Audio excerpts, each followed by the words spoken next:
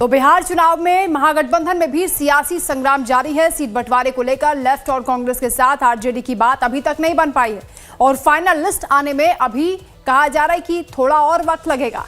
पटना में बैठकों का दौर लगातार जारी है। सीटों को लेकर जारी खींचतान के बीच तेजस्वी यादव ने आज युवाओं के साथ संवाद भी किया है और स्टेडियम में वो क्रिकेट खेलते हुए भी नजर आए हैं। एक तरफ महागठबंधन में सीट बंटवारे को लेकर खींचतान चल रही है तो दूसरी ओर सीएम फेस को लेकर भी पेच फंसा हुआ है क्योंकि खुलकर अभी सपोर्ट तेजस्वी यादव का नहीं किया जा रहा है। आरजेडी ने तेजस्वी यादव को सीएम के तौर पर पेश कर दिया है, लेकिन कांग्रेस तेजस्वी के नाम पर चुप्पी साधे हुए है। पहली बार कांग्रेस के वरिष्ठ नेता और सांसद तारिक अनवर ने तेजस्वी को लेकर बड़ा बयान दिया है। तारिक अनवर ने कहा है कि तेजस्वी यादव ही महागठबंधन के सीएम पद का चेहरा है। लाइफ टाइम्स के साथ एक्सक्लूसिव इंटरव्यू में जहां तारिक अनवर ने कह दिया है कि तेजस्वी के नाम पर कोई विवाद नहीं है। हालांकि तेजस्वी के नाम पर अभी तक कांग्रेस ने आधिकारिक मोहर नहीं लगाई है और आनाकानी करती हुई ही अभी तक दिखाई दे रही है, लेकिन पहली बार किसी वरिष्ठ नेता ने तेजस्वी पर खुलकर बयान दिया। सुनिए तारिक अनवर ने क्या कुछ कहा है। यादव खुद मुख्यमंत्री पद की दावेदारी ठोक रहे हैं, लेकिन कांग्रेस उनको सेकंड करने को राजी नहीं है। क्यों? नहीं, ऐसा नहीं है कि हम राजी नहीं है। देखिए, उन्हीं के नेतृत्व में चुनाव होने जा रहा है बिहार का, जो लोक विधानसभा का चुनाव होगा और वो हमारे गठबंधन के नेता भी हैं और हमारे चेयरमैन भी हैं। उन्हीं के नेतृत्व में सारी चीज़ें हो रही हैं और हमारा ये कहना है कि हमारे यहाँ लोकतंत्र है, जमहूरियत है, पार्टी के अंदर भी, गठबंधन के अंदर भी। तो जो फैसला होगा वो सामूहिक रूप से लिया जाएगा।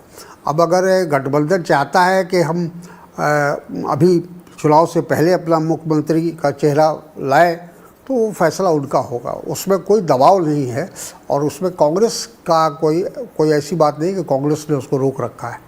कांग्रेस भी गठबंधन के साथ जाएगी और जो गठबंधन का कि उसकी कोऑर्डिनेशन कमेटी जो फैसला करेगी हम उसके साथ जाएंगे। लेकिन तेजस्वी यादव खुद कह रहे हैं कि मैं तो मुख्यमंत्री बनूंगा। उन्होंने कह दिया जब मेरी सरकार आएगी। लेकिन राहुल गांधी से सवाल पूछा गया, तेजस्वी ने यहाँ तक कहा कि मैं चाहता हूँ राहुल जी प्रधानमंत्री बने, तो राहुल जी को क्या दे रहा था तेजस्वी मुख्यमंत्री बने। दिक्कत क्या थी इसमें? नहीं, कोई दिक्कत नहीं है और कहेंगे हमको लगता है कि ये बात कोई छिपी भी नहीं है। ये स्पष्ट है कि हमारे गठबंधन के नेता तेजस्वी यादव हैं और आने वाले समय में हमको अगर बहुमत मिलेगा तो यकीनन वही मुख्यमंत्री बनेंगे। मतलब आप कांग्रेस की तरफ से ऑफिशियली ये बात कह रहे हैं? हम कांग्रेस की तरफ से नहीं कह रहे हैं। हम व्यक्तिगत जो हमारी सूझबूझ है, जो मेरी राजनीतिक समझदारी है, उसके आधार पर कह रहे हैं कि जब एक आदमी को ऑलरेडी प्रोजेक्ट कर दिया गया है और वो डिप्टी सीएम के पद पर रहे हैं, आज प्रतिपक्ष के नेता है। जनरली ऐसा माना जाता है कि प्रतिपक्ष का जो नेता होता है वो शैडो प्राइम मिनिस्टर होता है या शैडो मुख्यमंत्री होता है। तो वो तो अभी भी उस स्थान को तक वो पहुँचे हुए हैं। इसलिए ठीक है कि औपचारिक घोषणा जिसको आप कह सकते हैं वो नहीं हुई है, लेकिन जो भी पॉलिटिकल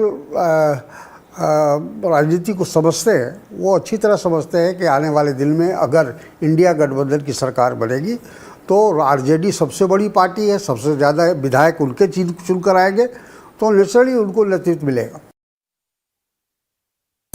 तो तारिक अनवर ने कांग्रेस के अंदर खींचतान पर भी बड़ा बयान दिया और कहा कि पार्टी के अंदर अभी कुछ कमियां हैं। तारिक अनवर का पूरा एक्सक्लूसिव इंटरव्यू आप कल रात 8 बजे हमारे खास कार्यक्रम पॉइंट ब्लैंक में देख सकते हैं।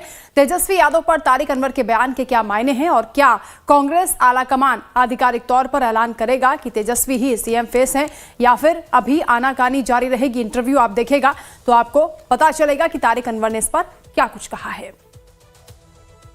हमारे साथ न्यूज डायरेक्टर दीपक चौरसिया जी जुड़ रहे हैं। दीपक जी, तारिक अनवर के इस बयान के मायने क्या निकाले जाएं, क्योंकि कांग्रेस ने चुप्पी साध रखी है, लेकिन वो कह रहे हैं कि मुझे लगता है क्योंकि नेता प्रतिपक्ष है वो खुद हैं, इसके साथ ही जो शैडो सीएम हो सकता है वो छवि उनके अंदर है। साथ में उन्होंने ये भी कह दिया कि क्योंकि वो गठबंधन को बिहार में लीड कर रहे हैं तो वही जाहिर है कि सीएम फेस होंगे हमारा। देखिए वंदना, हमने जो सिस्टम फॉलो किया है वो वेस्टमिनिस्टर डेमोक्रेसी का सिस्टम है। उसमें ये माना जाता है कि जो लीडर ऑफ अपोजिशन होता है वही बट ऑब्वियस सीएम चॉइस होता है। तारिक अनवर ने इसी बात को दोहराया है क्योंकि हमने अपने प्रजातंत्र का मॉडल जो है वो यूके से लिया है और यूके के अंदर इसी तरह की डेमोक्रेसी को माना जाता है। यानी जो लीडर ऑफ अपोजिशन होगा वही शेडो प्राइम मिनिस्टर होगा या शेडो चीफ मिनिस्टर होगा। तो यही बात तारिक अनवर कहते हुए नजर आ रहे हैं। लेकिन कांग्रेस की अपनी दुविधा है। कांग्रेस यहां पर एक फ्री रन जो है वो देना नहीं चाहती है तेजस्वी यादव को। कांग्रेस तेजस्वी यादव को और बाकी चीजों को कंट्रोल करके रखना चाहती है, इसीलिए वो तेजस्वी के नाम का ऐलान नहीं कर रही है। और कांग्रेस को ऐसा लगता है कि जब जो है विधायक चुनकर आएंगे तो विधायक चुनकर आएंगे, उसके बाद बैठेंगे और उसके बाद बैठने के बाद इस पर फैसला होगा। ये कांग्रेस की जिद मान सकते हैं, क्योंकि जो विधायक जीत के आएंगे उसमें भी बहुमत जो है वो आरजेडी का ही होने वाला है, क्योंकि आरजेडी 100 से ज्यादा सीटें लड़ेगी, 130 के आसपास सीटें लड़ेगी। तो जो व्यक्ति 35 सीटें लड़ रहा है, जो पार्टी 55 सीटें लड़ रही है, ऐसी सीटों में से कम विधायक दल का नेता तो नहीं चुना जा सकता, या इतनी कम सीटों में से आपका बहुमत नहीं हो सकता। तो बहुमत बाकायदा आरजेडी का ही होगा, नेता आरजेडी के तेजस्वी यादव ही होंगे, इसमें कोई डाउट नहीं है। लेकिन जो है सिर्फ कांग्रेस इसको स्वीकार करने से हिचक रही है। तो मेरे ख्याल से तारिक अनवर बहुत वरिष्ठ नेता हैं, 6 बार के वो लोकसभा के सांसद हैं, 2 बार के राज्यसभा के सांसद हैं, 1980 से लगातार वो संसद के अंदर रहे हैं, राज्य की राजनीति में उन्होंने कम ही रुचि दिखाई है। तो उनका ये कहना काफी महत्वपूर्ण हो जाता है कि तेजस्वी यादव ही हमारे मुख्यमंत्री की बट ऑब्वियस चॉइस है। लेकिन कांग्रेस की अपनी एक जिद है, उनको ये लगता है कि उनकी स्ट्रैटेजी ठीक है कि तेजस्वी यादव को फिलहाल मुख्यमंत्री का कैंडिडेट घोषित न किया जाए। इसमें 2 रणनीति जो है वो कांग्रेस की नजर आती है। पहली तो ये कि तेजस्वी यादव के साथ हार्ड बार्गेन करनी है, इसके अलावा बार्गेनिंग का एक कोई पॉइंट होना चाहिए, पहली बात तो ये। और दूसरी बात ये कि उनको लगता है कि अगर तेजस्वी वर्सेस नीतीश कुमार हो गया तो जंगल राज फिर से आ जाएगा, अपराध फिर से आ जाएगा, भाई भतीजावाद फिर से आ जाएगा। ऐसे में हो सकता है कि महागठबंधन के सामने चुनाव में कुछ दिक्कतें खड़ी हों। तो ये 2 पॉसिबल रीजंस लगते हैं जिसके चलते कांग्रेस तेजस्वी के नाम की घोषणा नहीं करना चाहती है। लेकिन अगर किसी भी परिस्थिति में सरकार बनती है तो मुख्यमंत्री तेजस्वी ही होंगे। ये राइटिंग ऑन द वॉल है। इस राइटिंग ऑन द वॉल को तारिक अनवर समझ रहे हैं और उसको रिपीट कर रहे हैं। बिल्कुल दीपक जी, शुरुआत में क्योंकि चर्चा ये भी हो रही थी कि कांग्रेस के कई नेता हैं जो ये चाहते हैं कि एकला चलो की राजनीति पर काम करना चाहिए, कांग्रेस को सभी कैंडिडेट्स उतारने चाहिए, लेकिन उसके बाद गठबंधन की बात चली। क्या मजबूरी कांग्रेस की हो सकती है या फिर रणनीति हो सकती है? क्योंकि जिस तरीके से खुलकर आपने भी पूछा तारिक अनवर से कि तेजस्वी तो कह चुके हैं कि हम राहुल गांधी को प्रधानमंत्री बनाएंगे, आप हमें सीएम बना दीजिए, लेकिन उसके बावजूद राहुल गांधी ने पत्ते नहीं खोले, चुप्पी साध रखी। देखिए, सबसे पहले मैं आपकी पहली बात का जवाब देता हूं। आपने पूछा क्या रणनीति होती है, क्या एकला चलो का नारा कांग्रेस पार्टी दे सकती है? तो मेरा यह मानना है एकला चलो का नारा बिहार में कांग्रेस पार्टी बिल्कुल नहीं दे सकती है।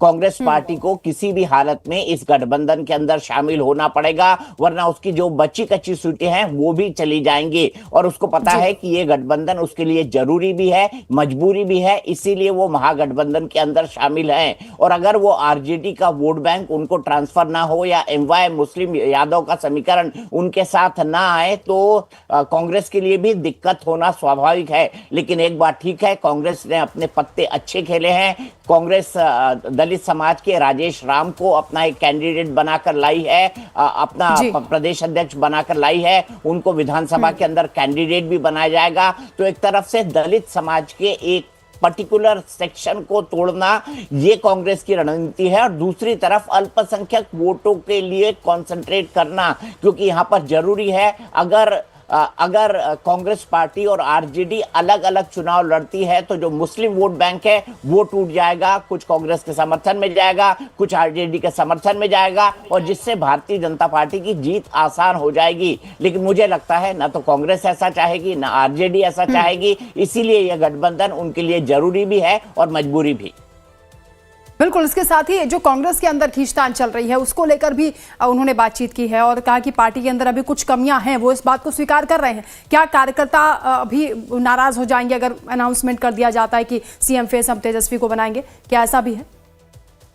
मुझे नहीं लगता। कांग्रेस के कार्यकर्ताओं को पता है कि सीएम के लिए जो चॉइस है वो तेजस्वी यादव ही है, और तेजस्वी यादव के अलावा और कोई ऐसा समीकरण बन नहीं सकता कि कोई दूसरा नेता बने, क्योंकि आरजेडी के सर्वमान्य नेता जो है तेजस्वी यादव हैं। और तेजस्वी यादव न केवल आरजेडी के सर्वमान्य नेता है, बल्कि तेजस्वी यादव जो है वो गठबंधन को भी लीड कर रहे हैं। आप भूलिए मत कि 2 बार वो डिप्टी चीफ मिनिस्टर रह चुके हैं। डिप्टी चीफ मिनिस्टर के पद पर रहकर तेजस्वी ने अपनी इमेज को बदलने का काफी महत्वपूर्ण काम किया था। तो मुझे नहीं लगता, कांग्रेस के कार्यकर्ताओं को पता है कि अगर कांग्रेस और आरजेडी की गठबंधन जीतती है तो तेजस्वी यादव ही मुख्यमंत्री बनेंगे। वही सबसे बड़ा चेहरा है, वही एकमात्र रणनीतिकार हैं, और वही इस पूरी इलेक्शन कैंपेन को लीड कर रहे हैं। ये जो दुविधा कांग्रेस के अंदर है ये दिल्ली की है, यानी कांग्रेस हाईकमान की है, और इसी दुविधा के साथ जो है कांग्रेस तेजस्वी के नाम की घोषणा नहीं कर रही है। लेकिन मुझे इसमें कोई आश्चर्य नहीं लगेगा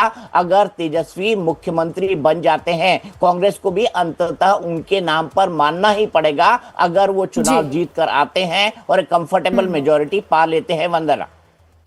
बिल्कुल दीपक जी, हम अपने दर्शकों को एक बार फिर से सुनवा देते। तारिक अनवर ने कांग्रेस के अंदर जो खींचतान चल रही है उसको लेकर क्या कुछ कहा है, और कैसे उन्होंने बताया कि पार्टी के अंदर अभी भी कुछ कमियां हैं जिसे उन्होंने स्वीकार किया। सुनते हैं। सवाल यहाँ पर ये खड़ा होता है, आप लोग कहते तो हैं कि संगठन को मजबूत करना चाहिए, लेकिन संगठन को मजबूत करने के लिए कोई ठोस कदम भी नहीं उठाते, कोई कार्य योजना भी नहीं लाते। कांग्रेस में ऐसी लेथार्जी आखिरकार क्यों है? देखिए, ये कमज़ोरी है। मैं इस बात को स्वीकार करता हूँ कि जैसे हम लोग चुनाव हारते हैं तो हारने के बाद जो फिर से दोबारा पार्टी को खड़ा करने के लिए, उसके ढांचे को मजबूत करने के लिए कोशिश होनी चाहिए, या जो स्ट्रेटजी अपनानी चाहिए, उसमें कमी रहती है। और वो जो समय हमको मिलता है उस समय का सदुपयोग नहीं कर पाते हैं। जैसे अब पिछले चुनाव 2020 का था विधानसभा का, हम लोग हारे, हमको 70 सीट पर हम चुनाव लड़े, मात्र 19 सीट हमको मिली। तो उस परिणाम के बाद फ़ौरन हमको संगठन को मजबूत करने में लगना चाहिए था और आगे के 5 साल की योजना बनानी चाहिए थी। वो हम बनाने में सक्षम नहीं रहे। पूरे चुनाव की एक समीक्षा होनी चाहिए थी, वो समीक्षा भी नहीं हुई। कहाँ कमी रह गई, क्यों हम चुनाव हारे, क्यों हमारा स्ट्राइक रेट इतना कम रहा, इन सब चीज़ों पर विस्तार से विचार होना चाहिए था, और वो बात हुई नहीं। दीपक जी, तारिक अनवर पहले नेता नहीं है कांग्रेस के जिन्होंने इस तरीके से सवाल उठाए हों, और अपनी ही पार्टी के भीतर जो इस वक्त चल रहा है वो कह रहे हैं कि समय का सदुपयोग नहीं होता है। चुनाव हार जाते हैं, समीक्षा होती है, लेकिन उसके बाद कोई जो जरूरी कदम है वो नहीं उठाए जाते हैं। इतनी खामियां होने के बाद जब ये वरिष्ठ नेता हैं, पार्टी में भी बातचीत होती होगी, क्यों नहीं कांग्रेस की ओर से कोई एक्शन लिया जाता है?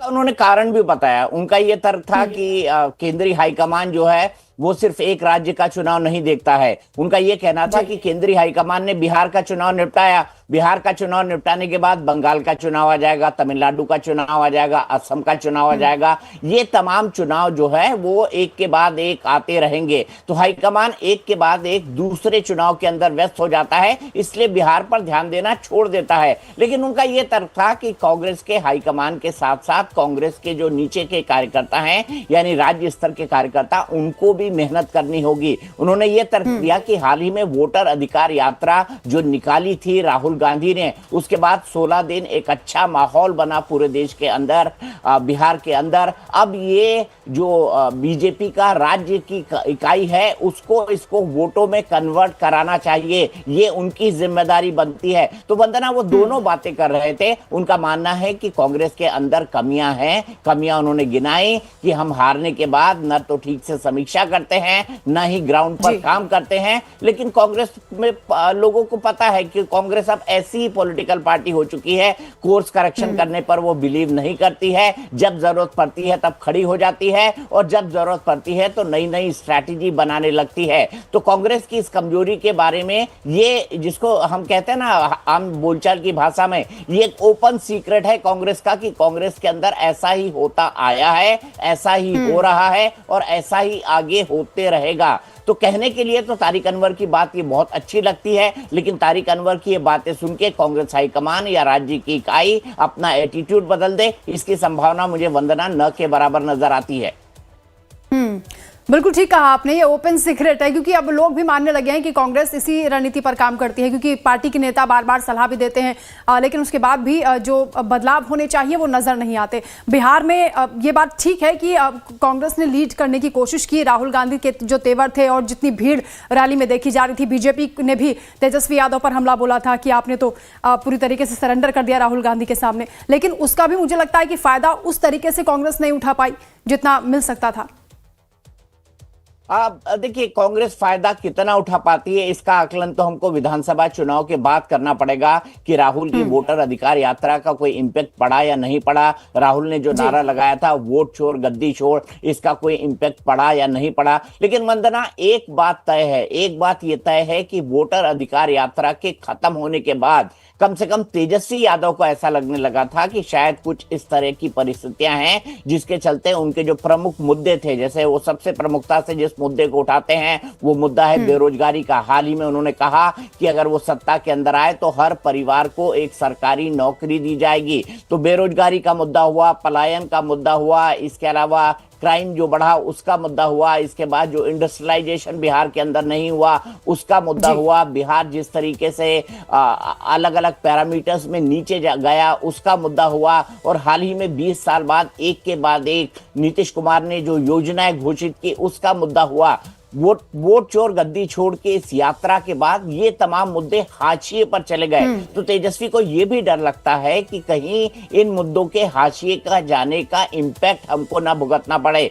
हालांकि जहां तक बात है कि वोट चोर गद्दी छोड़ या एसआईआर का जो पूरी की पूरी प्रक्रिया को लेकर जो सवाल उठाए गए थे, सुप्रीम कोर्ट तक केस लड़े गए थे, क्या ये चुनावी समर के अंदर या चुनावी लड़ाई के अंदर ये मुद्दा सुनाई पड़ रहा है? तो मैं इसका जवाब नहीं मैं दूंगा। ये कोई बड़ा मुद्दा नहीं बन पाया है। हाँ, ये बात अलग है कि राहुल गांधी ग्राउंड पर थे, 16 दिन उन्होंने पूरी की पूरी यात्रा की, मोटरसाइकिल पर चले, गाड़ी पर चले, पैदल चले, मेहनत की उन्होंने। उसका क्या फायदा कांग्रेस पार्टी को मिल पाता है ये चुनाव के बाद ही देखने को मिल पाएगा, ये चुनाव के बाद ही साफ हो पाएगा।